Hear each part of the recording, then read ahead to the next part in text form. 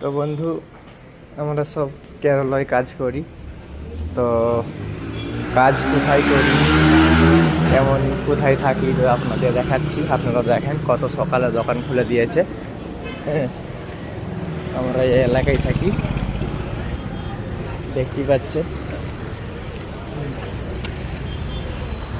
আমরা এই বিল্ডিংয়ে থাকি। এখন বাসে যাব, বাস ধরলে দুটো বাস চেঞ্জ করতে হবে। প্রচুর বাঙালি থাকে এই এলাকায় ম্যাক্সিমাম ধরে নাও এইখানে এই এলাকাটায় ম্যাক্সিমাম 1-2 হাজার বাঙালি আছে। এটাকে বলা হয় লাইন। তো এখানে সব দাঁড়িয়ে আছে, সব কাজে যাবে। হ্যাঁ কাকু, ভালো থাকো। ভালো। কোথায় কাজে যাচ্ছ? এই নিরিমঙ্গল 1300। আমরা আজ কোরকুমপুরি যাবো। 1300 বাবা, আজকে সে 1300 টাকা সব মালিক।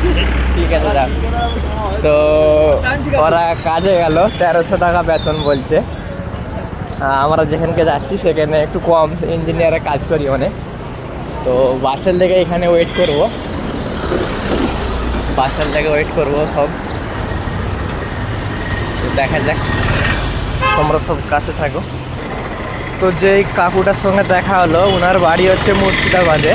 তো আমার সঙ্গে আগে কাজ করেছিল, তো তাই আমাকে দেখা হতে বললো 1300 টাকা বেতনে কাজ যাচ্ছি।